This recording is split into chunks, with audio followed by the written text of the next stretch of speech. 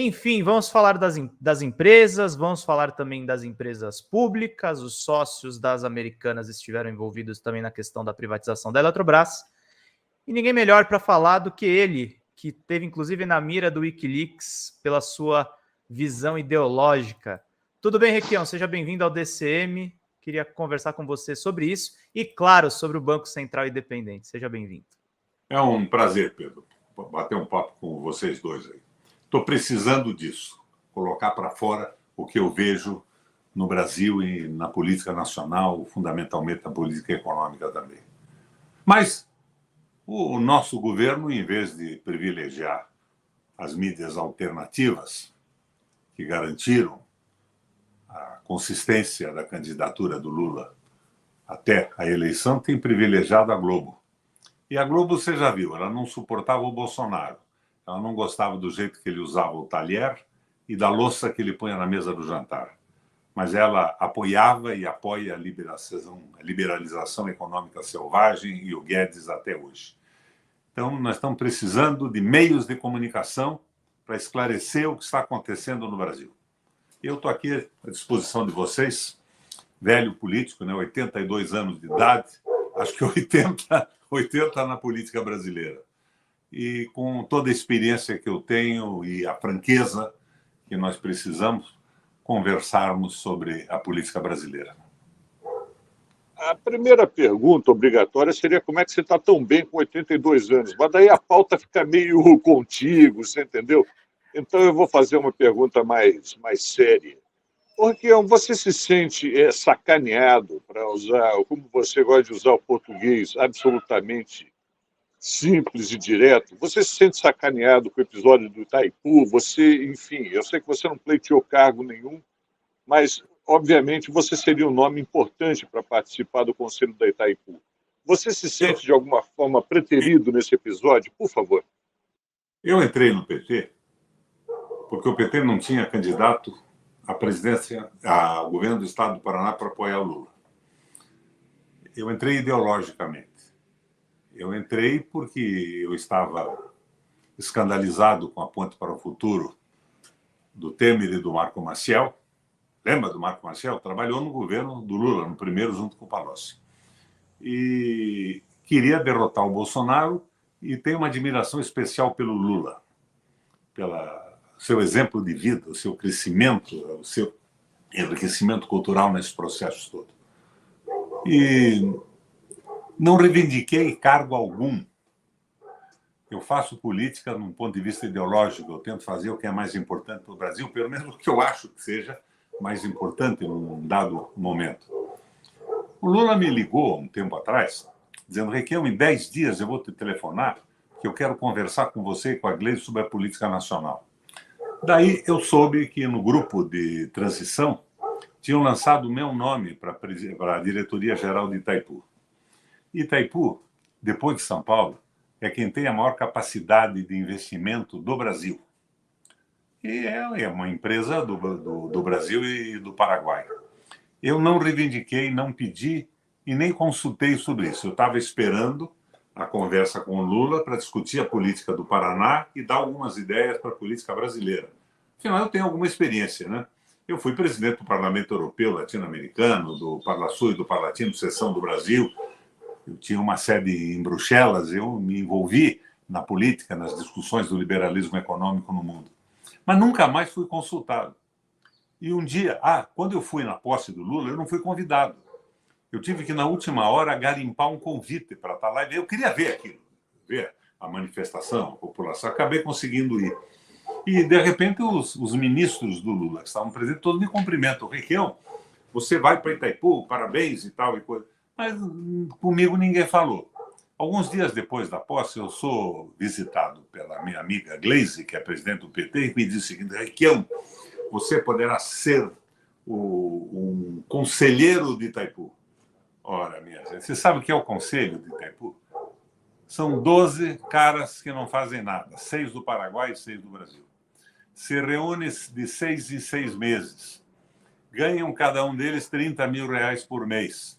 É uma espécie de bedel da usina para verificar o livro-ponto dos funcionários.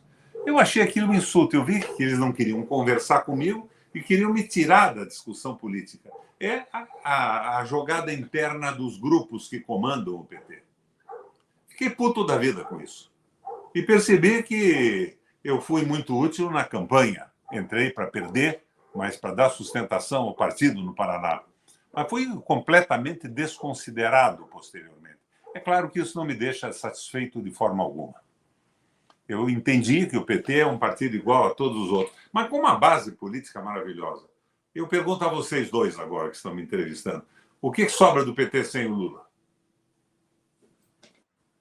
Alguns quadros burocráticos e não tem nenhum nome com grande popularidade, né, Requião? Pois é, sobra. É isso.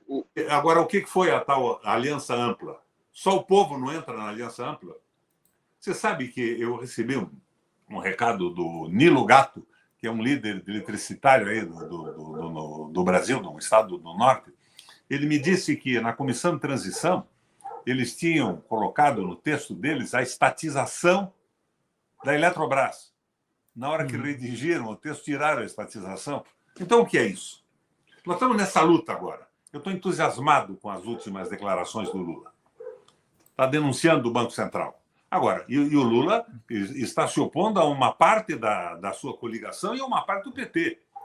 Não vamos esquecer que quem propôs, quando a Dilma era presidenta, o Banco Central Independente, foi o Nelson Barbosa. E que na campanha anterior à do Lula, agora, não foi ele o candidato, o pessoal mudou o programa do PT junto ao Tribunal Superior Eleitoral, pelas mãos desse Guilherme Melo, que era um assessor do nosso candidato, e defendeu a independência do Banco Central. Agora, eu acho que o Lula entendeu que isso tudo não dá certo. Eu não quero fazer crítica do passado. O passado tem que ser recordado, mas a gente tem que viver para frente. E hoje ele tem consciência de que não vai haver desenvolvimento no Brasil se o Banco Central não estiver nas mãos do governo federal, e o governo federal tem que ter um programa claro de desenvolvimento. O que acontece com o Banco Central, minha gente? Acontece o seguinte: eles derrubaram o Lula, prenderam o Lula e derrubaram a Dilma para tomar conta da Petrobras, da Eletrobras, do saneamento básico e, sem a menor sombra de dúvida, liquidar os direitos dos trabalhadores, a CLT. Não é isso? Eles viram que podiam perder a eleição, então eles inventaram o Banco Central Independente. Qual é o papel do Banco Central Independente na mão deles? Vou deixar de lado os erros que nós cometemos lá atrás. O papel do Banco Central é provocar recessão no Brasil. Provocando a recessão, o Estado fica com a corda no pescoço. E daí eles vão propor a privatização definitiva das estatais. Eles vão querer vender definitivamente a Petrobras, vão querer entregar todas as empresas públicas estratégicas. É este o jogo. O Banco Central Independente é o golpe contra o Brasil. Eu acho que o Lula tem consciência disso. Mas não é só isso, minha gente. Vocês sabem quanto custa um litro de diesel S10 na usina, tirado da nossa terra, refinado na nossa refinaria por mãos de obras brasileiras? Custa R$1. O dado é do Fernando Siqueira. Eu vi numa entrevista que ele deu outro dia da EPET. R$1. O preço médio brasileiro, segundo eu vi na internet esses dias, é R$6,50. Tem cabimento isso? É um roubo. Então, eu acho que isso tem que ser enfrentado. Mas nós pusemos na Petrobras um cara que era assessor, consultor de Texaco e de Shell, de empresas que negociam com petróleo no Brasil, que está propondo o seguinte: vamos esquecer o petróleo. Nós vamos nos dedicar agora à mudança energética do Brasil e do mundo. A energia geotérmica, as marés, a eólica, a solar. Nós vamos pesquisar. Não se fala mais do petróleo, que está movendo o mundo, que está criando crises, o conflito entre os Estados Unidos e a Rússia, com o sacrifício da Ucrânia, que é bucha de canhão. Nada mais disso. Agora, o Lula tomou uma posição bonita agora. Não adianta ele falar para esse mercado que não existe. A industrialização do Brasil foi paralisada. Os nossos industriais, grande parte deles, é evidente que tem exceções, grande parte deles são rentistas mais do que empresários. Eles não querem mudar nada. O rentista ganha sem trabalhar, com a valorização do dinheiro. 13,75% a taxa de juro do Brasil. Na verdade, o juro real é 7,2%. O segundo juro mais alto do mundo é o do México, 2%. Tem cabimento isso? Agora, o Lula, falando como ele falou, com alguma repercussão, como o Zambarda colocou agora aqui no início do nosso papo, não vai falar com ninguém, Pedro. Nós não estamos falando com ninguém aqui. Muito pouca gente assiste o DCM. É do ponto de vista de um órgão alternativo, número bonito. O problema não é nem quem o DCM atinge, Requião. A gente está vendo, inclusive, gente, deem likes agora para essa live aumentar o alcance. A gente tem um grande problema, mesmo na internet, em que a comunicação supostamente é mais livre, nós temos esse império das big techs em que elas tentam pautar o assunto. E o mercado financeiro bota muito mais dinheiro para ter a pauta contrária ao que você está falando, Requião. Claro. Mas onde é que eu queria chegar? Eu quero começar esse programa nosso aqui com uma opinião que foi colocada hoje por um amigo de esquerda que não é bem um entusiasta do Lula e do PT. Mas a ideia foi interessante. O Lula tem que ir para um vídeo nacional, entrar num vídeo de presidente da República e explicar o que é o mercado financeiro, explicar que ele quer baixar o juro mais alto do mundo para o Brasil conseguir se desenvolver, porque o Banco Central está tentando provocar a recessão para privatizar em favor do capital financeiro, nacional e internacional, o resto da estrutura do Brasil. Como é que o presidente da República não pode dirigir a política econômica? Ele não é presidente de nada. O presidente da República é quem? É o dono do Itaú? É o dono do Santander? Não tem cabimento isso. Agora, se o Lula vier para uma rede nacional como presidente da República e dizer, companheiros, eu assumi a presidência do Brasil e estou sendo impossibilitado de governar e de fazer o que nós nos comprometemos, porque o Banco Central está jogando contra o país. Nós estamos com o juro mais alto do mundo. Essa independência do Banco Central é inaceitável. Mas nós precisamos ter um projeto econômico do Brasil. Um projeto que não seja contra os Estados Unidos, nem contra a Rússia, nem contra o BRICS, mas seja um projeto nacional. Tenho insistido no tema, Pedro, aristotélico, ato meio, ato eficiente, um projeto sustentável, que não peque pela temeridade de se propor a uma mudança pela esquerda que não seja sustentada no Brasil hoje, mas não pela covardia de se render à direita rentista. E daí ele faz um apelo ao Brasil, vamos para a rua. Esse pessoal da Globo não quer divulgar, nós vamos para a rua. Eu saio de casa aqui, pego um ônibus, vou para Brasília, me manifestar na frente do Congresso Nacional. E o Brasil inteiro, que quer a mudança, que apoiou o Lula, vai se manifestar com ele. Agora, como é que ele consegue fazer isso? Me pergunto, o que sobra do Lula, do PT sem o Lula? Eu acho que, desta frente, o próximo candidato da frente pode ser o Juscelino, aquele que fez a estrada da casa dele, ou a ministra do Turismo. Nós estamos caindo no ridículo. E daí, como é que se corrige isso? Uma pedagogia corrige isso tudo, Rosa. A pedagogia do fracasso. Nós acabamos entregando o governo para a direita por um fracasso absoluto dos programas propostos. Como é que você vai manter os programas sociais com a Petrobras chupando a receita brasileira e mandando para o exterior? Ela que era responsável por 80% dos investimentos brasileiros, com o petróleo caríssimo, quando ele é produzido no Brasil a preços baixíssimos. Os investimentos da Petrobras viraram um lucro de investidores. É dos Lemos, dos Sicupira, dessa gente toda. Como é que você pode tolerar isso?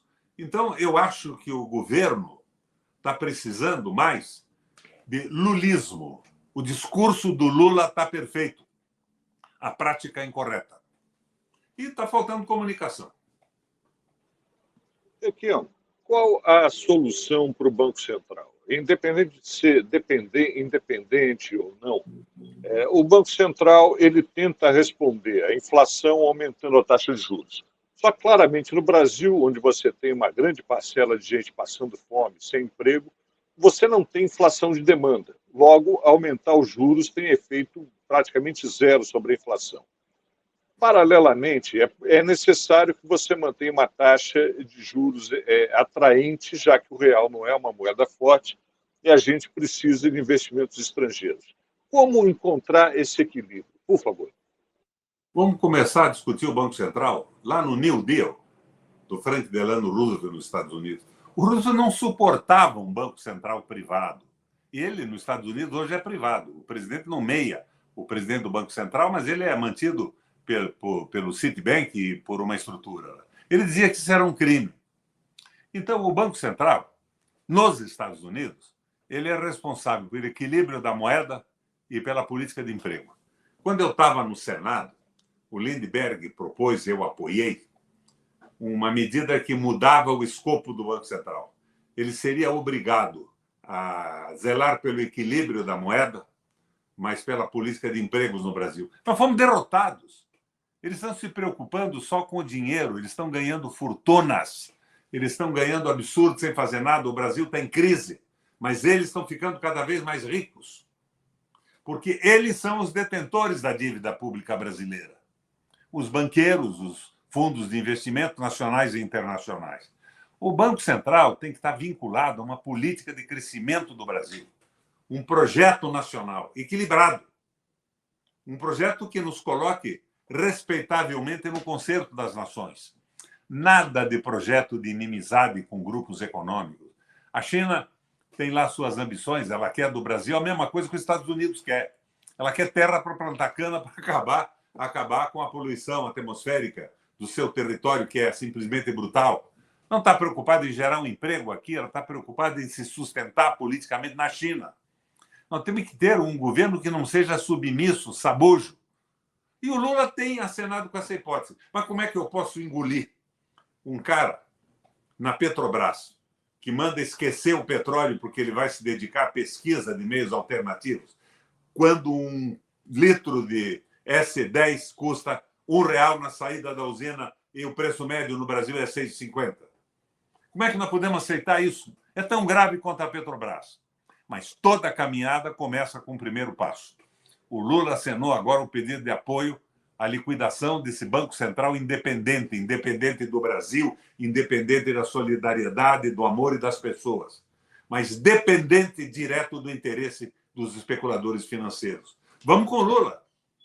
Vamos ver o Lula utilizando uma rede nacional, pública, e pedindo apoio. Quem é que vai se levantar no Exército ou em qualquer uma das instituições e dizer o seguinte: não, nós somos contra o Lula, ele tem que ser cassado agora, porque nós queremos o juro mais alto do mundo. Agora, tem que quebrar a barreira da comunicação. O Zambarda me falou aí que o Cantalice vai participar desse programa. O Cantalice foi presidente do diretor de comunicação. Infelizmente, hoje não vai ser possível, Requião, mas ele estava marcado, sim. Mas nós precisamos jogar isso na mídia e pedir apoio. Se Sim. Não tem empresário que não seja rentista, porque o empresário de verdade acabou no Brasil, vamos nós para a rua. Mas o Lula tem problemas dentro do PT. O Nelson Barbosa foi quem propôs o Banco Central Independente. O Guilherme Melo foi o braço que mudou o programa de governo do PT, propondo o Banco Central Independente. Então, essa crise não é só na aliança que tem o Juscelino como futuro candidato a presidente da República e a ministra do Turismo como vice. São alguns economistas que têm a cabeça deformada pelo liberalismo econômico, que não funciona no mundo mais.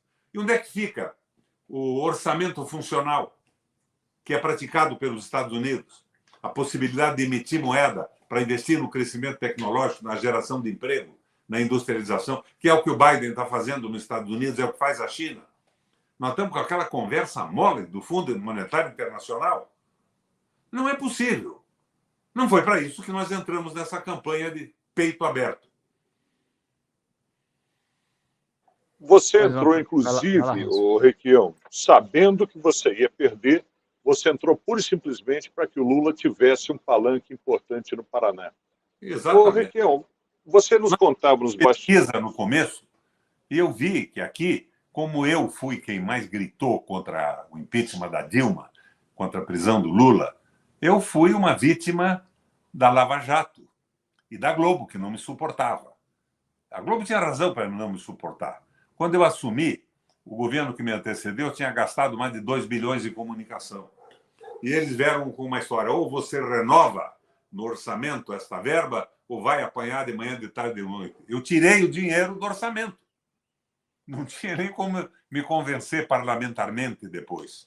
Então, eles não me suportam. Eu fiz escola, eu fiz hospitais com esse dinheiro, 2 bilhões e tanto, que o governo anterior a mim gastou. Então, eles não me suportavam.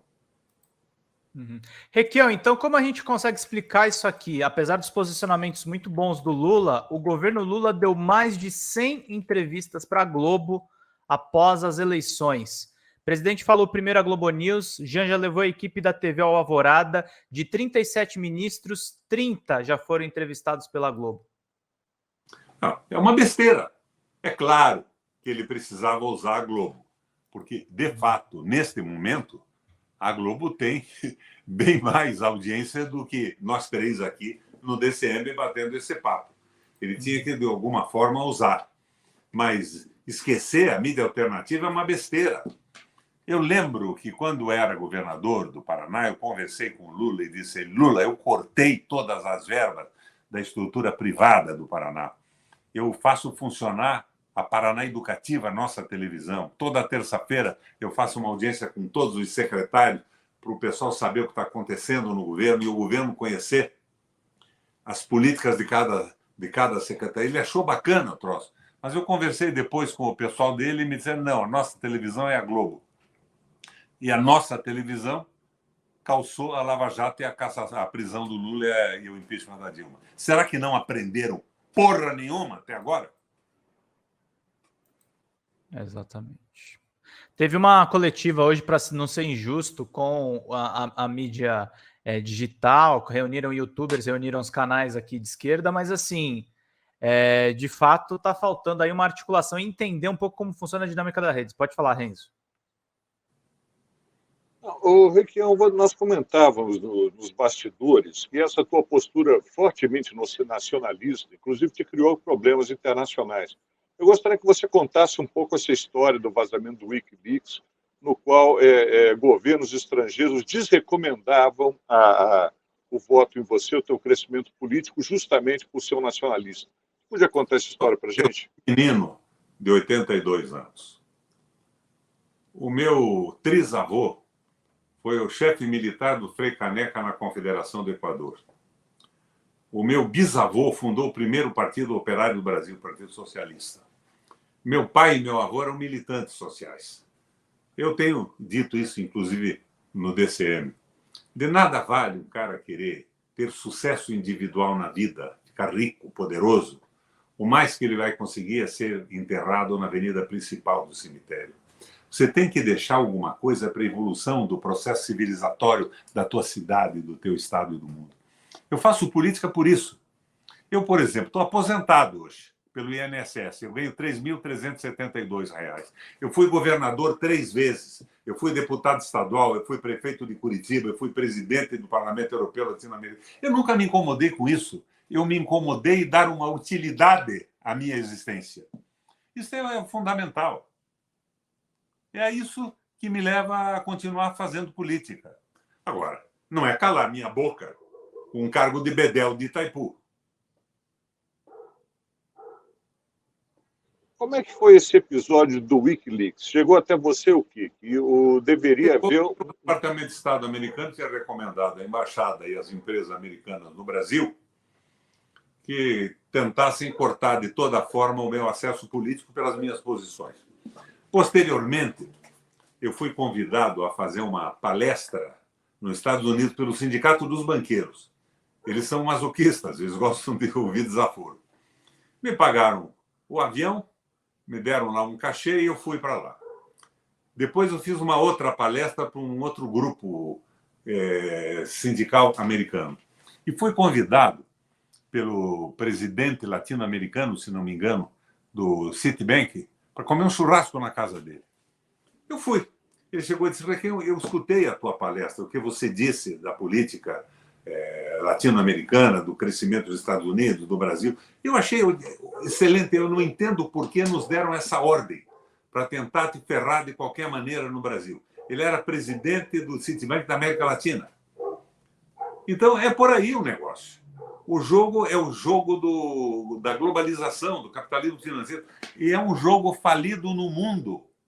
Como é que nós podemos ter gente no governo que sustenta que a Petrobras tem que se dedicar a energias alternativas da transição energética?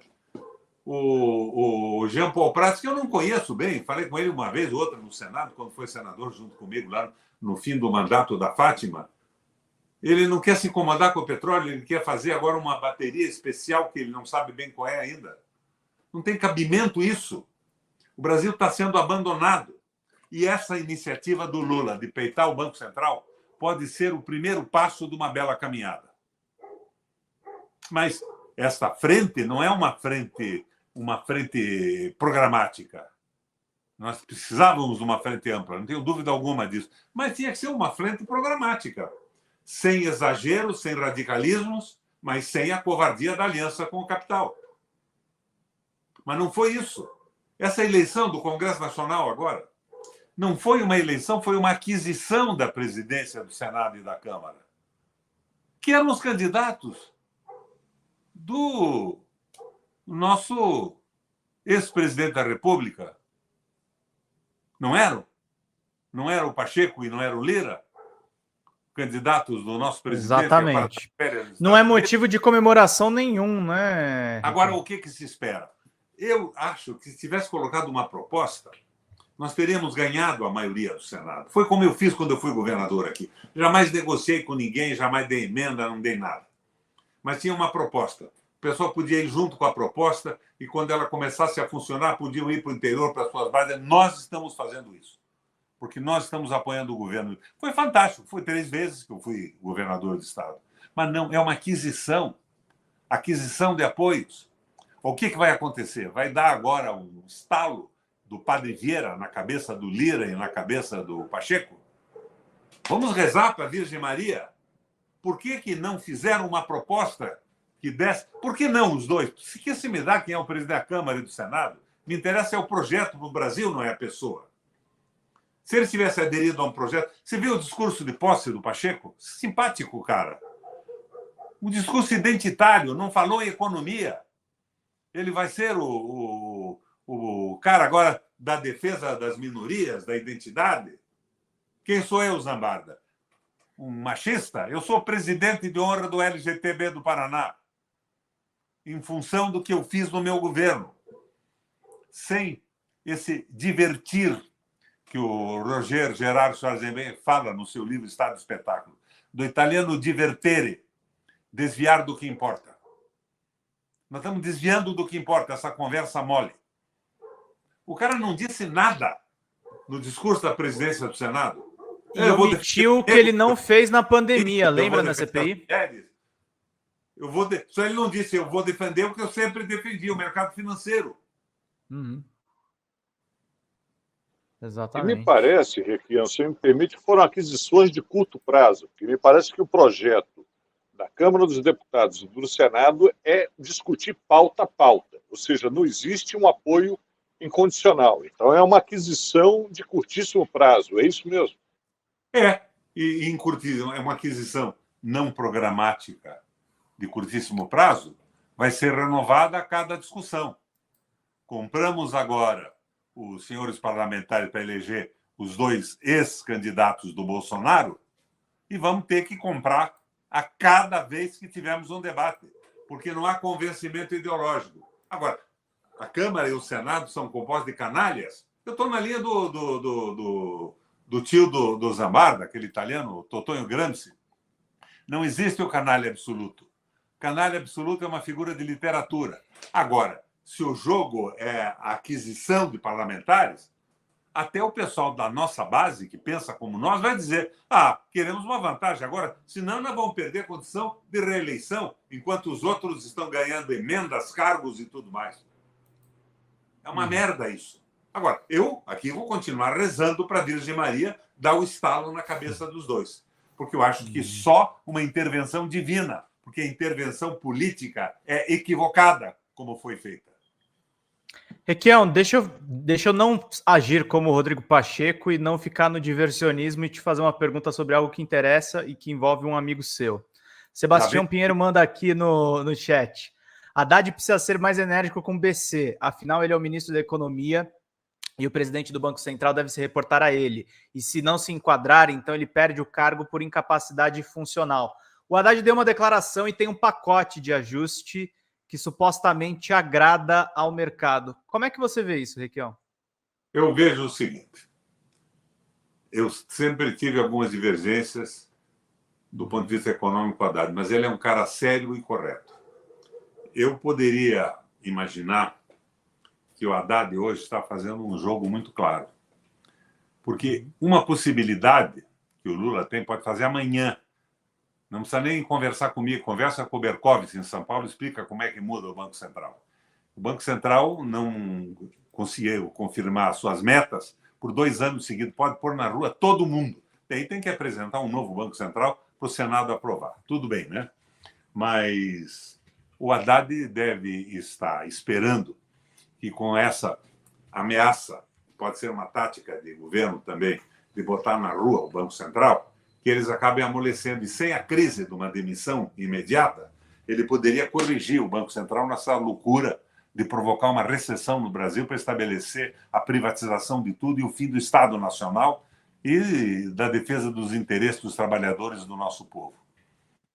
Brasil transformado em colônia do capital financeiro. O Haddad pode estar pensando nisso também. Agora, ele tem um grupo de assessores lá, desde Nelson Barbosa e tudo isso, que são liberais.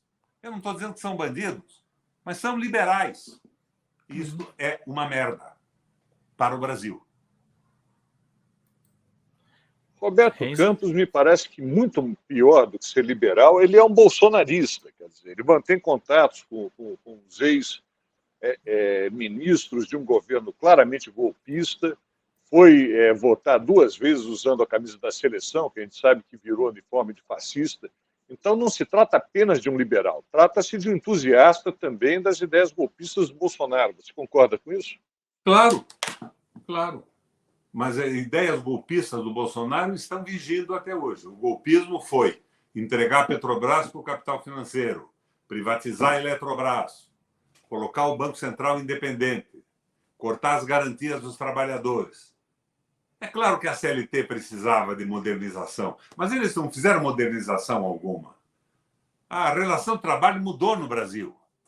Quando o Lula era líder sindical, ele fez aquela greve porreta, enfrentou o Estado militar. Se não me engano, a Volkswagen tinha 41 mil funcionários. Hoje tem 7.800. E os uberizados sem direito nenhum estão aí precisando de uma legislação protetora. Eu acho, por exemplo, que a pequena empresa brasileira não pode ter a legislação trabalhista igual de uma multinacional, que trabalha com dinheiro barato do mundo, que trabalha protegida por patentes de mercadorias, que tem monopólio da distribuição de seus produtos. O pequeno empresário acaba quebrando. Tinha que ter uma legislação diferenciada e, ao mesmo tempo, uma proteção pesada para a pequena e média indústria nacional. A prática é o critério da verdade, foi o que eu fiz. Governador, eu zerei o imposto da microempresa e baixei de 18% para 2,5%, em média, o imposto da pequena empresa. Eu dei estímulos no custo da energia elétrica e no pagamento de tributos para quem se instalasse em regiões do interior que não tinha industrialização alguma nem emprego. Isso trata-se de uma maneira de administrar o Estado, um planejamento indicativo, como fez o De Gaulle na França, depois da sua assunção no governo, para estimular o crescimento. Nós precisamos entrar no orçamento funcional, como faz os Estados Unidos, como faz a China e o mundo. Acabar com essa história de que numa inflação, que não é uma inflação de demanda e pouca produção, é uma inflação de preços públicos. O juro absurdo é o juro estúpido, criminoso do Banco Central. É o preço canalha do petróleo que está mantido até hoje. É o preço da Eletrobras. É isso que provoca a inflação brasileira. Dá para acabar com isso. Lula, vai para a televisão, faz um apelo que a gente fecha o Brasil com você. Sem porra-louquice. Sem temeridades esquerdistas. Né? Mas sem a covardia de ceder para esta gente. Senão, nesta frente, o futuro candidato a presidente da República vai ser o Juscelino. Ministro não sei do que ele é. Comunicações. Requião, você é um comunicador excepcional, prova disso que você é a única pessoa no Brasil que foi eleita 3 vezes governador do seu estado. Você está falando do Uber, tudo isso. Eu outro dia tomei um Uber para ir para São Paulo, eu percebo o seguinte: o trabalhador do Uber ele é profundamente de direita. Ele acredita que ele é um investidor, que ele é um empresário. Na verdade, ele não é, ele é um escravo de um sistema. E ele tem um ressentimento profundo do Estado, porque ele acha que o Estado está lá para roubar ele. Como grande comunicador que você é, como é que a gente perdeu este público? Como é que essas pessoas que deveriam estar ao nosso lado nos odeiam? Onde é que a gente está perdendo a batalha da comunicação? Veja bem, aí não é só a batalha da comunicação. Esse sujeito estava desempregado, embora tivesse um título universitário. A economia brasileira não ofereceu para ele uma oportunidade de emprego de salário decente. Ele se agarrou na uberização. Foi ser escravizado pelos pessoal da Arábia Saudita e dos Estados Unidos. Então, é esse, basicamente, o problema dele. Agora, ao lado disso, o trabalho das redes de televisão, da Globo principalmente, cantando em prosa e em verso uma versão completamente equivocada e criminosa do que acontece no Brasil. A criminalização de toda a política. Agora, como é que você pode mudar isso quando você elege o presidente da Câmara e do Senado por aquisição? Que tipo de aquisição? Compra, venda, aluguel, adesão? Menos adesão, né? Uhum. Requião, uma coisa que eu ia te perguntar, a gente falou bastante de diversionismo, falando a respeito da Câmara. E a questão, vou voltar para uma questão de lives atrás que a gente fez. Hoje a Polícia Federal prendeu policiais militares que facilitaram a baderna dos golpistas no dia 8 de janeiro. A gente falou muito da Petrobras, falamos a respeito do combustível, falamos de coisas realmente importantes, mas e essa anuência de setores militares e da segurança pública nas tentativas golpistas do Bolsonaro? Quando é que o Lula vai enquadrar esses militares tendo Múcio como ministro da Defesa? O Exército Brasileiro, as Forças Armadas, deixaram de ter espírito de corpo. Espírito de corpo é orgulho de pertencer a uma instituição que é a guardião da soberania brasileira, que vigia as nossas fronteiras e garante a nossa soberania. Eles foram para o corporativismo. E o corporativismo é a manifestação coletiva do egoísmo e do individualismo. Eles só pensam neles mesmos, nos empreguinhos, nos aumentos de salário e tudo mais. Ao lado disso, as televisões, e essa anuência foi a tentativa de um golpe. O golpe seria provocar uma crise que levasse o Lula a decretar um estado de emergência e convocar as Forças Armadas, elas não largavam o governo mais. Agora, veja bem, vamos diminuir um pouco essa história do 8 de janeiro. Quantas pessoas tinham lá em Brasília? Eu acho que umas 4 mil, 6 mil. Isso é rigorosamente insignificante. Eu posso fazer... 4 mil pessoas é o número mais próximo. Um bairro aqui em Curitiba, bem convocado, com 40 mil pessoas. E como é que era essa gente que foi para lá? Vamos dizer que tivesse 8 mil pessoas. 400 pessoas eram militantes desses grupos de direita, esses fascistoides. O resto estava lá passeando.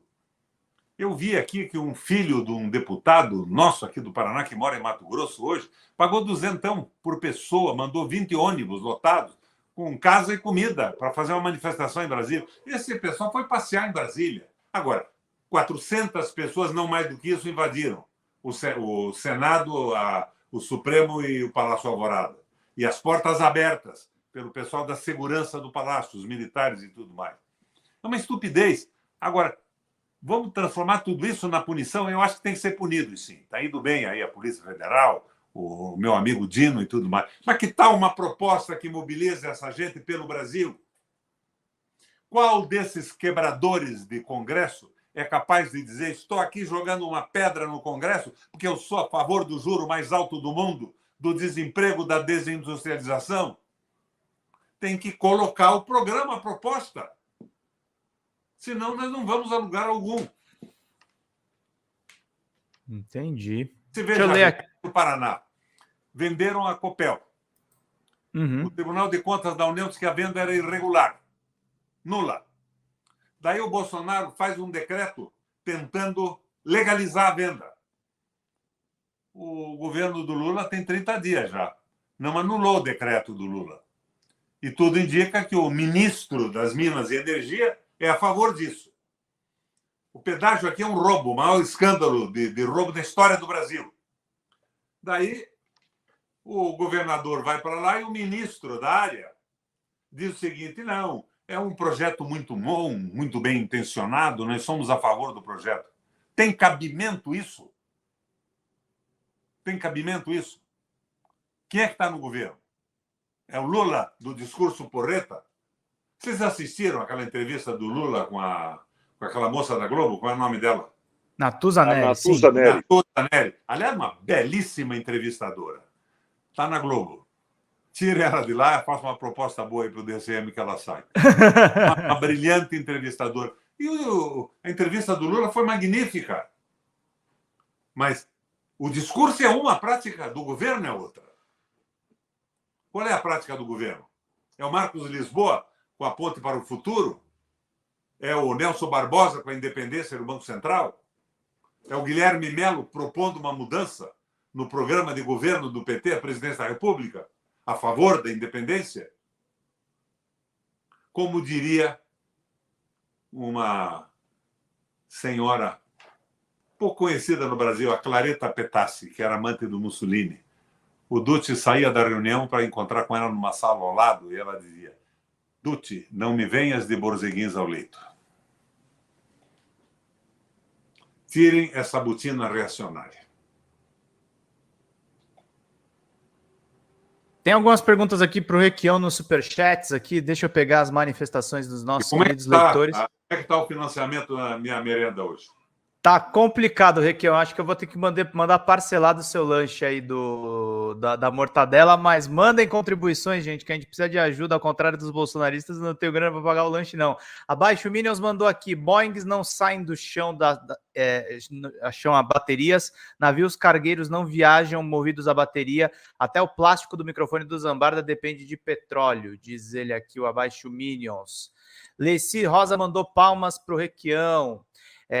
Sebastião Pinheiro fez aquela pergunta do Haddad sobre ele ser mais enérgico no BC. Rossana Venâncio: bons tempos que o Requião foi nosso governador. Toda terça-feira tinha escola de governo. Eu assistia todas. O pessoal tá lembrando aí da época do governador. Sebastião Pinheiro: Requião, você não está vendo dificuldade no Congresso? Sem apoio não se governa. Se o Lula romper e tentar enfrentar os deputados e senadores do mercado, ele vai sofrer impeachment. Você concorda, Requião? Não. Não se governa sem apoio. Eu fui governador 3 vezes. O que você não pode, você tem que conquistar o Congresso Nacional. É claro que tem um belo número de picaretas lá que são venais, de origem venal, da participação na política. Mas uma proposta coerente, sustentável, traz esse pessoal todo para o apoio do governo. Agora, a aquisição não. Vai ser um negócio incrível e vai transformar o governo num fracasso. Daí vai ser corrigido pela pedagogia do fracasso. Estão repetindo a mesma coisa que fizeram outra vez. Um discurso pesadamente identitário. É claro que o identitarismo é bacana. Direito das mulheres, dos índios e dos negros. É a evolução do processo civilizatório do Brasil. Mas esquecer a economia, esquecer o petróleo, esquecer a eletricidade? O que é isso? Esquecer o direito dos trabalhadores? Não tem nenhum cabimento isso. É uma mentira que você tem que comprar o Congresso. Você parte do princípio que só tem canalha no Congresso Nacional. E tem tanto canalha quanto tem na sociedade brasileira, no Legislativo, nas Forças Armadas. Agora, se você colocar uma proposta, o pessoal não vai se manifestar contra o Brasil. Digo isso por experiência própria. Agora, compra, a aquisição, não tem cabimento isso. Vai ter que haver aquisição a cada passo que se der. Vai o Lula agora para uma cadeia nacional de televisão e explica por que o Brasil não pode ter a taxa de juros mais alta do planeta Terra, que ele quer baixar. Intervenha no Banco Central. Bota um grupo de economistas nacionalistas que tenham amor no coração, que tenham solidariedade com o povo. Vamos tocar esse país para frente.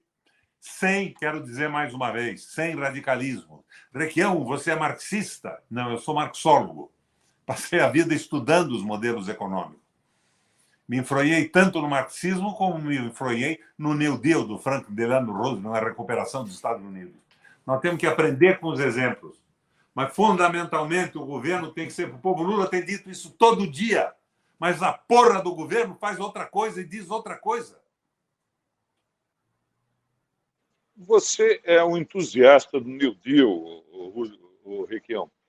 Eu queria te perguntar o seguinte: você falou brevemente sobre o Biden, eu gostaria que você analisasse. O Biden está tentando fazer um esforço brutal de injeção de dinheiro do governo na economia. Isso é, de alguma forma, uma ressurreição do New Deal, é a base do New Deal, está aí. Isso vai contrariar, finalmente, aquela ideia de que quando o governo investe no mercado, isso é inflacionário, porque investe sem lastro. Fala um pouco sobre isso, por gentileza. Mas não é só o Biden. Não é só o Biden. Os Estados Unidos cresceu com investimento. A dívida dos Estados Unidos é brutal, garantida pela valorização do dólar, depois de Bretton Woods e isso tudo. Mas é um orçamento funcional. Ele emite dinheiro para investir produtivamente. Eu não estou dizendo para ele emitir dinheiro e pagar 3 vezes mais para os juízes, para os promotores e para os 1.500 ou 5.000 generais que já existem no Brasil depois da aposentadoria. Não é isso. É investimento para gerar emprego, para levantar a tecnologia. Tá tudo, me deixa toda essa coisa confusa. Você viu o nosso exército brasileiro querendo comprar um número enorme de tanques? Para que eles querem tanque? Por que não compram prancha de surf? Hoje, um país só terá o respeito do concerto das nações se tiver força dissuasiva. O que é força dissuasiva? Praticamente, ou uma bomba atômica ou armas biológicas. Mas, além disso, o que você precisa ter mais? Você precisa ter conhecimento tecnológico em veículos não tripulados, os drones, os foguetes. Senão, você não pode mandar uma arma biológica que dissuada um ataque ao seu país, o sacrifício do seu povo. E o governo brasileiro quer comprar tanque para quê? Para atirar na população do Brasil? Que palhaçada é essa? Que espécie de cabeça tem esses generais? Eu sou um oficial da reserva do Exército Brasileiro. Essa minha delicadeza ao falar é porque eu sou da cavalaria. Tem mais alguns... não remunerada. Exatamente. Tem mais alguns chats aqui de vocês, gente. Vamos lá que tá muito baixo. O Margarete Siqueira lembra aqui. Eu lembro quando o Requião denunciou Rogério Carvalho, senador do PT, que votou a favor da autonomia do Banco Central. Rosana Ribeiro mandou aqui uma contribuição. Obrigadíssimo, querida. E o Otávio Alcântara está defendendo o senhor para a presidência do Banco Central. Você é candidato, Requião?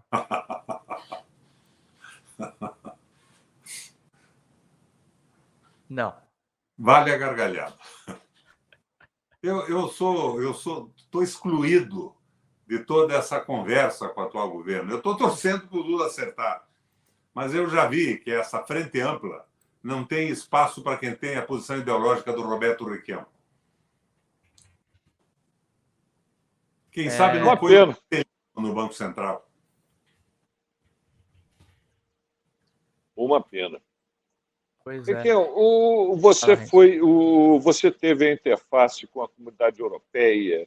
O que você aprendeu de positivo nesse momento e quais foram as suas contribuições para o debate, a inserção da América Latina na economia europeia? Quais foram os seus grandes momentos nesse cargo? Por favor. Defesa intransigente do Brasil. Mas vou te contar um episódio. Numa das últimas reuniões que nós fizemos, eu ia fazer em Roma, no Senado. Estava aquela confusão com o Berlusconi lá, queriam prender o Berlusconi, que agora está solto e mandando de novo. Né? E eu fiz numa unidade antiga lá, meu Deus do céu, me foge o nome agora. E lá pelas tantas reunidos, sobe o primeiro-ministro da França e diz o seguinte: a China e a Rússia estão entrando na Venezuela. Estão financiando na Venezuela. Nós não podemos admitir isso. É preciso que saibam que a América Latina é nossa. Eu pedi a parte, interrompi e perguntei a ele se não podiam me dar cidadania italiana para mim ser também latino-americana e brasileira. O que eles querem é nos explorar. Agora, é evidente que nós não estamos soltos no mundo. Um comércio razoável, troca de tecnologia, evolução civilizatória é importante. Países não têm amigos, têm interesses. A frase é de um ex-presidente norte-americano. Cada um defendendo os seus financiadores, o seu grupo. Então, na verdade, é mais ou menos... E hoje eu vejo o Lula dizendo: eu estou de acordo com o acordo com a União Europeia. E acabou o Mercosul. Para que Mercosul se não vão fazer um acordo com a União Europeia? O Lula tem que reforçar a sua situação na América do Sul, com a Argentina, com o Paraguai, com os vizinhos, para nós ficarmos mais fortes com essa aliança. E negociar com o mundo, sem ódio, sem nenhuma boçalidade de adesão ao anti-americanismo ou ao anti-russionismo hoje, mas defendendo interesses brasileiros. Quando eu falo na defesa da Amazônia, eu estou pensando no mundo, o pulmão de ar do mundo funcionando. Você sabe que com a predação da Amazônia acaba a usina de Itaipu? O Rio Paraná não vai ter mais água. Uma árvore amazônica grande, no verão, joga 1 tonelada de vapor, de água no céu, e só vem chover na América Latina inteira. E no Rio Paraná, nos viabilizando Itaipu, que é a 2ª maior usina do mundo.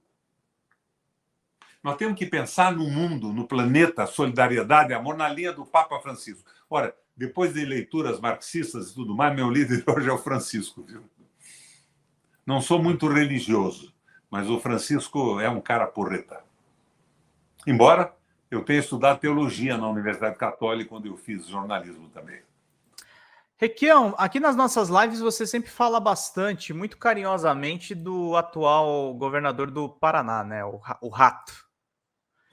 Queria que você comentasse essa foto aqui que apareceu ontem no Twitter.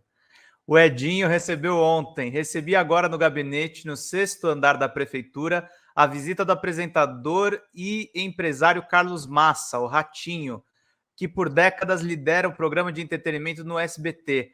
Ratinho estava vigiando a região de Araraquara e passou para um café. Sempre bom rever grandes amigos. Quem é o Edinho? Oi? Quem é o Edinho? O Edinho está à esquerda do Ratinho. Sim, mas ele é o quê? Ele é prefeito de Araraquara e coordenou a comunicação do Lula na eleição. Pois é isso aí. É de novo nos mesmos erros. O Ratão é um oportunistão. Sempre me fez oposição, mas quando era governador, ele me paparicava razoavelmente. Para você ter ideia, eu um dia no interior do estado vi um jipe apodrecendo na beira do rio, e de noite eu comentei no jantar: eu quero comprar aquele jipe, ele era um jipe 51. Ele apareceu no jantar: o jipe é meu, eu vou lhe dar. Me deram de presente. Não, eu mandei reformar, hoje está uma maravilha. Mas ele puxava o saco do governador. Agora, ele é um belo comunicador popular, mas é um horror politicamente, né? É um interesseiro, é uma coisa terrível. Chamou a Gleisi de chefe de quadrilha, o Lula de ladrão e tudo. E o Edinho está dando um abraço nele, devia ter dado um beijo na boca também. Eu lembro do Rato. O sabor da saliva do Rato. Eu lembro do Rato, Pedrinho, Requião, eu lembro do Rato fazendo uma declaração numa das rádios dele, dizendo que deveria haver uma interferência de um general, botar para fora tudo. Enfim, um fascista absoluto. Quer dizer, como você falou, quer dizer, um cara com uma visão de país, de mundo, de política absolutamente distorcida. Esse homem é pai de um governador e fala isso numa concessão pública. Que era o operador da mesa de som do programa de rádio dele. Ficou rico pela sua capacidade de comunicador. O Rato é um comunicador popular porreta, senão não tinha crescido como cresceu. Mas o governador do Paraná é uma invenção da mídia. Ele é completamente desprovido de conhecimentos para governar o Estado. É uma tristeza, mas é uma fabricação da mídia. Quando eu fiz o maior comício da história do Paraná, em Curitiba, a Rede Globo apareceu lá. Era eu e o Lula. Ela filmou o Lula e disse: o Lula foi recebido por companheiros do seu partido, não falou no meu nome nem disse que eu era candidato. Foi esse pessoal que elegeu o Rato. É uma ficção midiática. Ele não compareceu num debate comigo. Ele fugiu de todo, ele não tem o que dizer. É desprovido de conhecimento administrativo, econômico, social. Mas foi uma invenção da Rede Globo. E dos programas do pai. Eles têm uma rede de comunicação no Paraná sensacional. Por isso eu disse a você, quando eu entrei na campanha, eu e a Gleisi mandamos fazer uma pesquisa de opinião. Quem fez foi o pessoal lá de Minas Gerais. E eu vi que não dava para ganhar a eleição. Ele estava absoluto. Ele mandava na comunicação inteira, ele mentia de dia e de noite, ninguém contestava, não havia oposição, tinha comprado a Assembleia com pequenos favores. É o cara que adquire deputados. E essa aquisição de deputados acaba com qualquer tipo de discussão, fazendo o jogo do roubo do pedágio, da venda da companhia de energia elétrica, a melhor companhia do Brasil. Tarifas absurdas, preços absurdos. E, de repente, pagamentos incríveis. Pagaram aí um precatório com a Central do Paraná de 1 bilhão e 400. Quando disseram para mim no governo que eu ia cobrar aquilo, eu mandei dizer para os juízes que me avisaram, eu vou mandar invadir o Tribunal de Justiça. Isso é um roubo. Vocês vão me tirar do governo, mas eu não pago. Até o Richard recusou. O Rato pagou. 1 bilhão e 400. 17 bilhões de reais de isenção fiscal. Você sabe que o Tribunal de Contas do Paraná pediu para o governo do Estado dizer quais eram as empresas e quanto tinha tido de vantagem cada uma delas. E o secretário de Finanças disse que era sigilo fiscal. Daí os deputados entraram com uma ação judicial e o judiciário não julgou até hoje. Então você veja, é um grupo articulado contra o Estado, o povo, e a favor do que eles chamam de liberalismo econômico. Para mim, o liberalismo econômico, para mim, nada mais é do que um roubo estabelecido, um conluio entre instituições. É como eu vejo isso. Não vou dar nome de ninguém, nem acusar pessoalmente ninguém, mas é isso. Agora, Pedrinho, eu vi hoje alguns caras, não, o Supremo tem que resolver o problema do Banco Central Independente. É inconstitucional, sim. A reorganização do Estado é iniciativa do Executivo, foi um deputado que propôs. Mas eu acho que o fundamental é o Lula ir para a televisão. E nós vamos para a rua. Lula, você entende... como sempre contou, quando está numa posição boa, você conta comigo. Você entende profundamente da questão de energia, e o Pedrinho trouxe nos bastidores aqui, antes da gente entrar no ar, a situação da Light. Eu não consigo entender como é que a empresa que tem um monopólio de venda, de distribuição, de um produto que é de consumo obrigatório, pode estar aí com risco de default, com risco de insolvência. Como é que acontece isso? O que está acontecendo com a Light, Primeira por exemplo? medida para resolver isso, bota todos os acionistas principais que nomeiam os diretores na cadeia. E os diretores também. E faz uma auditoria e acaba com essa Light. Se a Light está quebrada, estava na hora do governo, com essas ações reduzidas a pó, recomprar as ações na Bolsa e estatizar isso de novo. O Rio de Janeiro funciona com energia de Itaipu. 26% da energia de Itaipu, até agora, em função do Tratado Internacional, ia para o Rio. 40% para São Paulo, um pouco para o Paraná. Mas nós tínhamos que acabar com isso. Essa privatização é criminosa. Não tem cabimento. Ela se transforma num chupa-cabra da economia na mão de um grupo de investidores e prejudica a iniciativa privada. Quem é que vai montar uma empresa no Brasil com os juros dando o que estão dando? Que você não consegue ganhar no investimento produtivo, industrial. Pagando a energia no preço que eles estão cobrando. Pagando a água. Eu vi hoje no Twitter umas demonstrações do Rio de Janeiro. A água subindo 3, 4 vezes mais com a privatização do sistema. Sem nenhum cabimento. É isso que querem? Ora, o Lula vai para a televisão, nós acabamos com isso. O Brasil acaba, você consegue a unidade nacional. Você pode não fazer o país dos meus sonhos. Eu já disse a vocês, eu sou geneticamente de esquerda, não é? Eu sou trineto do chefe militar da Confederação do Equador. Eu sou bisneto do cara que fundou o primeiro Partido Socialista no Brasil. Meu pai era militante, meu avô era militante. E eu acho que a gente tem que utilizar a vida para melhorar a vida de todos e consertar os erros da sociedade. E o mundo, de certa forma, tem evoluído em consciência. Mas o domínio da comunicação privada é um verdadeiro horror, faz a cabeça das pessoas. Como é que o Brasil admite que o Malacraia continue dizendo besteira? Uhum. O vídeo que o Reizo falou do ratinho pregando golpe é isso aqui, ó. Foi lá em fevereiro de 2021, só para a gente lembrar. E fazer igual foi feito em Singapura, né? O que foi feito lá? Então, entrou um general em Singapura, consertou o país, depois, um ano depois, fez as eleições. Mas primeiro consertou, chamou todo mundo que estava denunciado, falou, vocês têm 24 horas para sair do país. Se não sair, será fuzilado.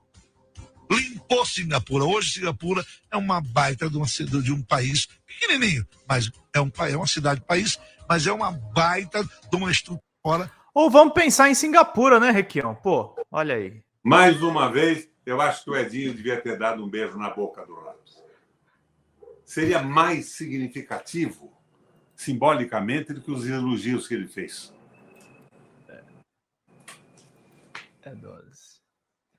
É muito complicado, né, Requião? A esquerda criticou tanto as alianças do Lula nos governos anteriores, e a gente está vendo o mesmo filme, na verdade. Mas qual é a esquerda? A esquerda que apoiava o Maia para a presidência da Câmara? Está faltando mais uma politização maior, uma visão mais clara do país, da economia, do mundo. Uhum. O Lula é a minha esperança.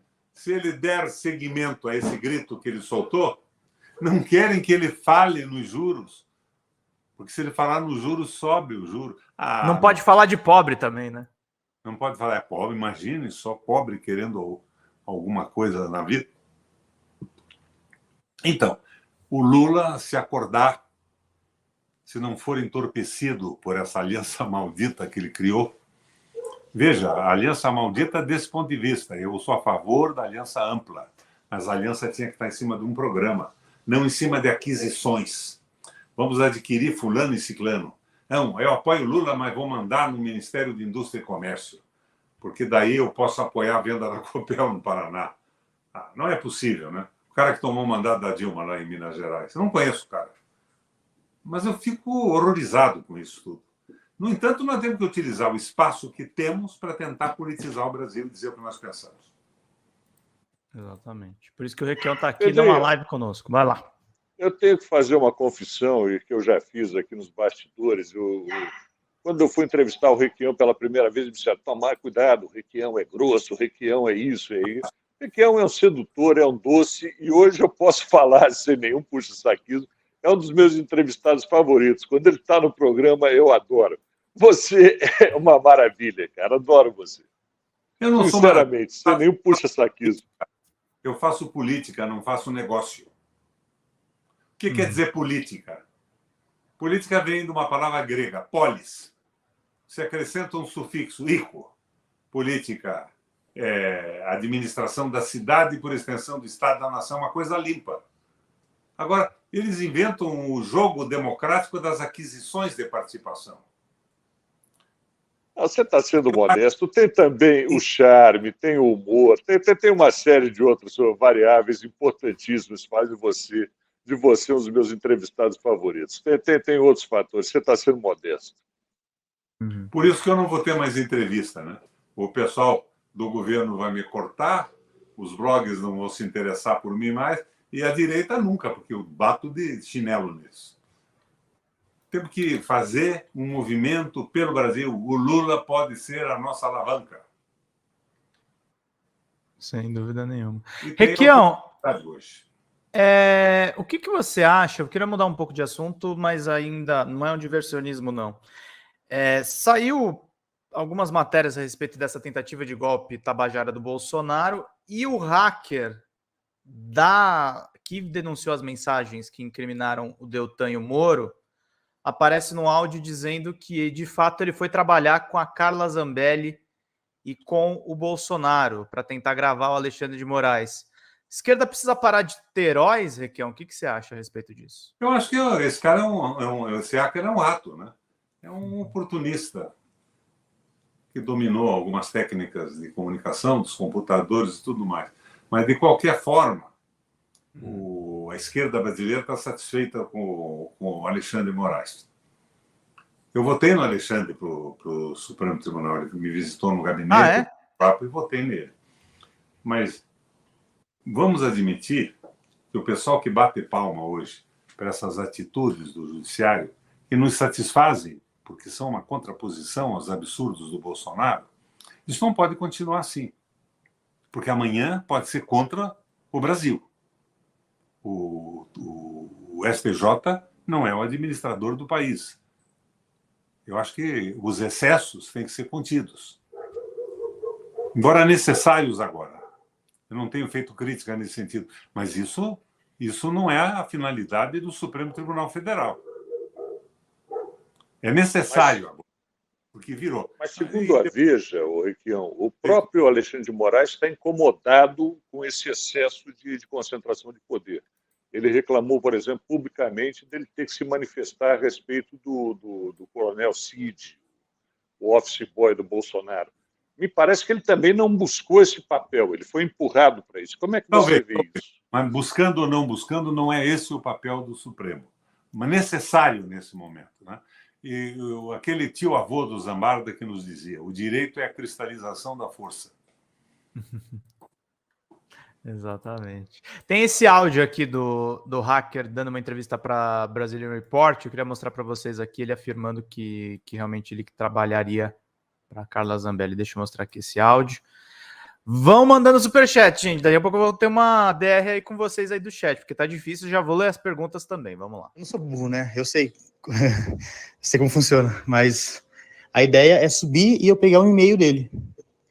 Aí, tipo, tem um pessoal que vai pagar aqui por trás, eu consigo te dar aí uns 10k. Fácil. Isso fácil. Eu não sou burro, né? Ele fala de receber 10 mil reais e aí tem os áudios aqui da entrevista trocados por Telegram. Vamos ver aqui o que ele fala quando ele confirma a respeito de receber 6 mil da Carla Zambelli. Deixa eu deixar esse áudio aqui que é melhor. Vamos lá. Você trabalhava com a Carla Zambelli, né? Então, tipo, isso não tem nada a ver, só foi uma grande coincidência. Eu entendi o começo. Você trabalhava? Com a Carla Zambelli. Não, eu trabalhei com ela. Eu cuido do site dela, das redes sociais que estão banidas do Brasil, de tudo. Mas eu tenho contrato de trabalho com ela. Sério? É, tipo, registrado, tudo? Não, eu não sou registrado. Eu abri uma empresa, inclusive, tá na Veja, que saiu há 2 meses isso, e eu presto serviços a ela, mas ela tinha antes um contrato com uma empresa que fazia isso já. Uhum. Aí o contrato encerrou, ela fez comigo porque eu consegui diminuir o valor que ela pagava, mas isso ela paga com o dinheiro dela. Inclusive, está atrasado esse mês. Quanto que ela te paga por mês? 6 mil reais. Desde quando você trabalha com ela? Desde aquela época, porque... Agosto? Porque saiu na mídia aquilo e o pessoal que me ajudava, tipo, da esquerda, pararam de ajudar. Aí eu falei, ô cara, me ajude aí, me dê um emprego. E ela falou, beleza, ó, tem um contrato aqui com o pessoal que cuida do site, das redes sociais, tudo, que vai encerrar. Se você cobrir o valor, eu te contrato. E eu presto serviço para ela certinho. Tem tudo detalhado. Ô, Requião, no final das contas, a gente tá falando... Esse papo tem tudo a ver. No final das contas, é tudo capital? O capital corrompe tudo? Mas esse cara aí, eu o perdoo os seus deslizes. Ele expôs o Sérgio Moro e o Deltan Dallagnol. Prestou serviço ao Brasil. Você perdoa o frila que ele tá fazendo para Carla Zambelli? Mas, com todo respeito ao Requião, Pedrinho, eu acho que ninguém é mais adequado aqui nesse nosso grupo do que você, que entende profundamente de internet, de games, tudo isso, para avaliar esse fulano. Eu acho que é um gangster. Eu acho que ele expôs o Sérgio Moro, não por ideologia, Não, porque mas simplesmente foi o que... Por favor, Requião. veja bem, você está se afogando num lago. Uhum. Você perdeu as forças, não consegue nadar. Uma pequena canoa parte para o teu lado e te estende a mão. É o Sérgio Moro que está te estendendo a mão. Você não pega a mão dele para sair do afogamento porque ele é o Sérgio Moro? É isso. Objetivamente, esse cara prestou um serviço ao Brasil. Talvez não intencionalmente, mas objetivamente prestou. Mas, de uma certa forma, também a gente não pode ter ilusões, né, Requião? Essas pessoas estão à venda. Essas pessoas estão à venda. Podem ser compradas. Despolitizado, Sim. tecnocrata, aprendeu a lidar com o computador e tudo isso. Sim. É isso. A Zambelli é a Zambelli. Agora, o que é que falta, então? Uma proposta do Lula factível, sustentável, razoável para comover o país. Mas não sai a proposta porque o Nelson Barbosa está na equipe da Fazenda, porque o Guilherme Melo tentou colocar no PT. Ele disse que não, que ele foi mandado, mas não falei com ele, não conheço pessoalmente, a independência do Banco Central. Porque o tal do Lisboa, que escreveu A Ponte para o Futuro, era secretário do governo do Palocci, quando o Palocci era ministro. Então é uma confusão danada. Agora, se o Lula sai a campo aberto e diz o que pensa, ele faz o Brasil discutir e se empolgar. Não tenho dúvida alguma disso. E tenho esperança que isso aconteça. E do alto dos meus 82 anos, eu vou para a rua. Vai para a rua mesmo, Requião? Vou para a rua aqui. Ó. Tá musculoso, Requião. Nós precisamos de um programa para saber, Pedrinho, como é que o Requião chega aos 82 anos com essa forma toda. Para mim é a grande preocupação. Temos que fazer um programa específico sobre isso, porque não é brincadeira, não. O homem está inteiraço. E faço ginástica com peso. Deixa eu ler alguns superchats aqui para o Requião. O Requião daqui a pouco vai ter que ir, gente. Peço para vocês novamente, renova os pedidos de superchats que são necessários. Paulo Ricardo Paes mandou, concordo com o Requião, mas somente após a ameaça golpista que podemos estudar o que aconteceu. Não no meio da atuação da extrema-direita. Abraços. Coloque a opinião dele. Vamos lá, uma resposta Carlos Esta conversa da extrema-direita e do fascismo que nos pede o silêncio contra o avanço dos desvios do governo. Não é bem assim. Nós temos que criticar tudo para ajudar a construir. Não foi isso que o Lula pediu? Não quero puxa-saco, eu quero quem me critique e ajude a governar, expondo os erros. Para esta história, não. É a democracia. Temos que defender a democracia. Então não podemos mexer no Banco Central, que fica na mão do capital financeiro. Temos que ser roubado pela Petrobras, pela Eletrobras. O trabalhador tem que se ferrar sem direito algum. É isso? Democracia é isso? Não. Não é. Não vamos fugir da discussão e do debate. Eu não digo que a gente esteja certo sempre. Todo mundo pode errar, avaliações podem ser equivocadas. Mas calar a boca, nós prejudicamos o governo do Lula e o país.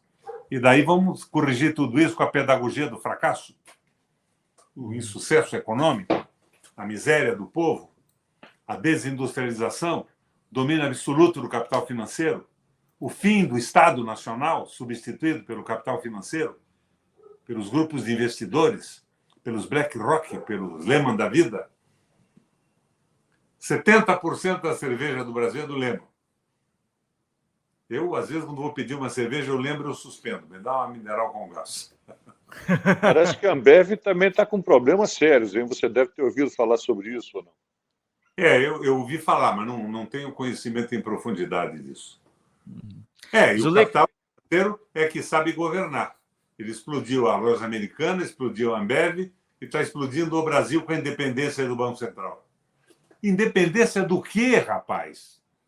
Eles prestam contas ao capital financeiro e não ao país?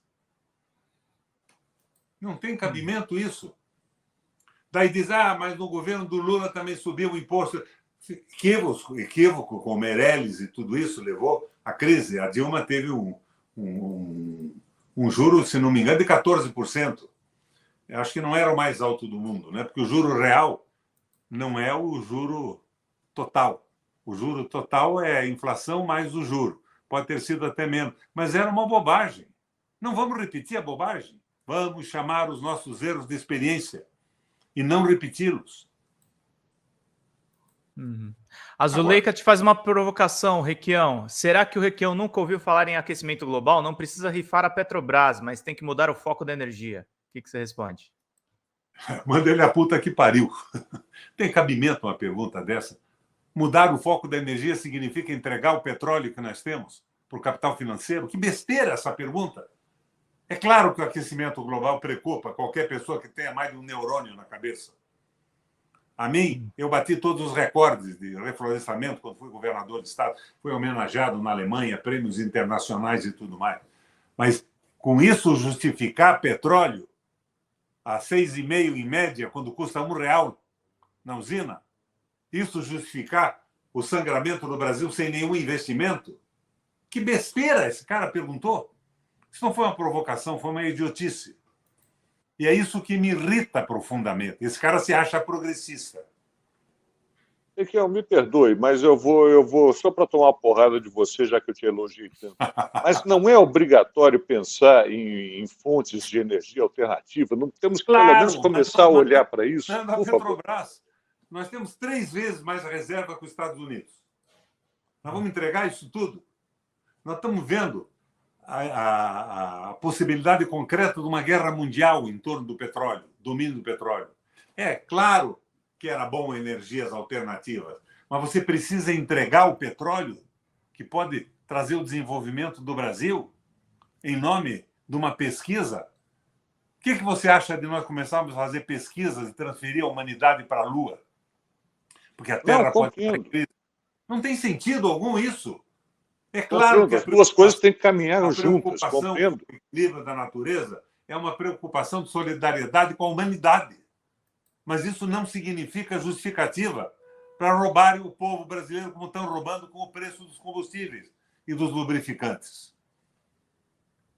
O que tem a ver uma coisa com a outra?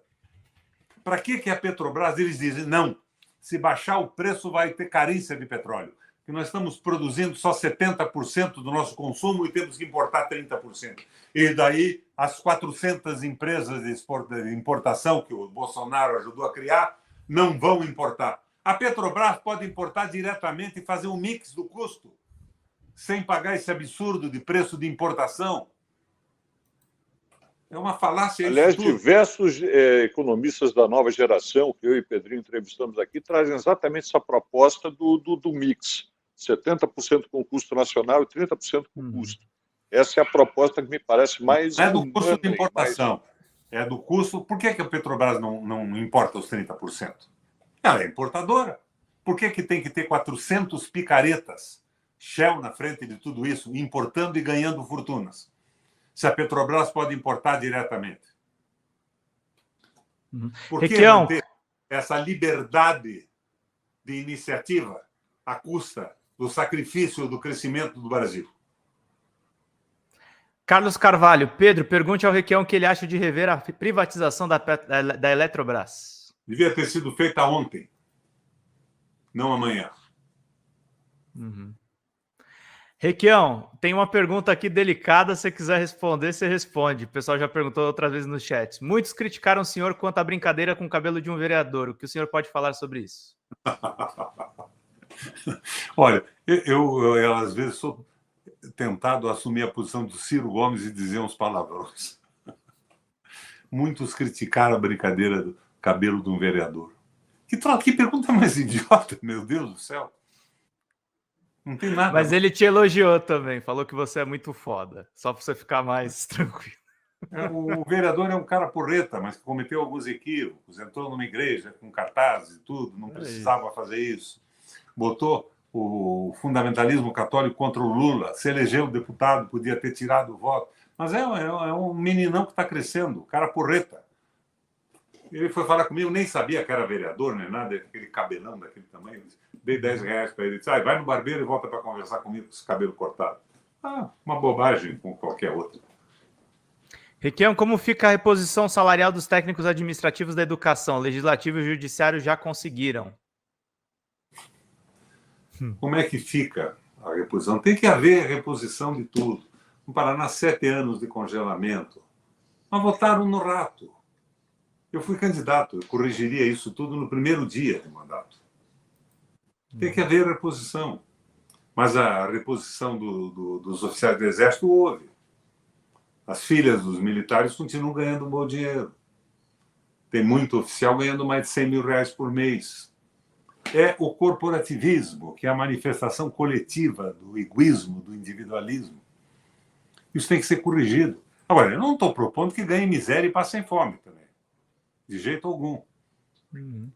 Quem criou aqui no Paraná a database do aumento dos funcionários fui eu, no governo. E nós fizemos uma aliança com os professores. No começo foi duro. Os diretores das universidades criaram uma associação para processar o Requião. Porque cada universidade funcionava como uma autonomia. Eles eram empresas. E eles fixavam os seus próprios salários e mandavam a conta para o Estado. Numa universidade, um professor de uma determinada matéria ganhava 5 mil, na outra ganhava 25. Eu acabei com essa autonomia. Transformei tudo em autarquia. Criei um sistema só. Melhorei tudo. Você sabe que, no fim, essa associação de reitores criada para me encher o saco, acabou me enchendo o saco mesmo, mas num sentido diferente. Eles passaram a fazer toda semana um jantar para me homenagear. Eu não aguentava mais jantar com eles. Porque reconheceram que o que nós fizemos era o que precisava ser feito e tinha melhorado tudo. É isso que eu digo. Não é acordos com pessoas que estão erradas. O que não significa que você não possa errar de vez em quando também. Mas é uma proposta séria, levada com seriedade e eficiência. É isso que eu cobro do governo, não é aquisição de parlamentar. Requião, tem um último superchat aqui. Desculpa, Pedrinho. Não, deixa eu seguir aqui, Renzo, senão a gente vai desorganizar aqui. Obrigado aí a Margarete Siqueira, que disse que o Requião é muito sábio. Requião, eu queria agradecer muito sua presença. Teve alguma coisa que a gente não perguntou que você gostaria de acrescentar? Não, eu acho que eu quero acrescentar ou reiterar é o Lula ir para uma rede de televisão, explicar o que está acontecendo no Brasil, que a recessão está sendo provocada pelo Banco Central, para tirar a capacidade do Estado de privatizar tudo, ferrar o povo brasileiro sem direitos, sem nada. E ele terá um apoio absolutamente inimaginável. Hoje eu vi o Bolsonaro ainda está com 46% de apoio da população. O Lula levanta isso para 80% para ele rapidamente. Agora, não me... Pedrinho, tem tempo para uma última ou não? Não, a gente está apertado, Renzo. Vamos seguir aqui, não tem? por favor. Então tá bom. Foi um prazer falar contigo, Requião. Você é fantástico, grande entrevistado, um grande papo. Adoro conversar com você, meu querido. Obrigado. Um abraço. Gostei da entrevista também. Nós temos que falar, Lula, vai para a televisão, rede nacional, explica por que você tem que dominar o Banco Central com um projeto de desenvolvimento do Brasil. Quem é que vai para a Rede Globo dizer o seguinte: eu quero depor o Lula, impeachment dele agora, porque eu quero o juro mais alto do mundo no país? Não é possível. Agora, se ficar conversando com parlamentares despolitizados e adquiridos de uma forma ou de outra, e com redes de comunicação vinculadas aos interesses do poder econômico, nós não iremos a lugar algum e acabamos com fracasso econômico, que eu espero que não ocorra. Valeu, gente. Até mais, Requião. Bom descanso. Tchau, tchau. E vamos rezar pelo presidente do Senado e da Câmara para que dê o estalo na cabeça deles. Tchau, tchau. Porque só reza resolve isso. A forma com que adquiriram o poder não vai levá-los a tomar posição a favor do Brasil de modo algum. Um abração. Abração. Tchau, E tchau. quando é que chega o meu sanduíche aqui? Vai chegar daqui a 15 minutos, Requião. Até mais. Tchau, tchau. Um abraço, valeu.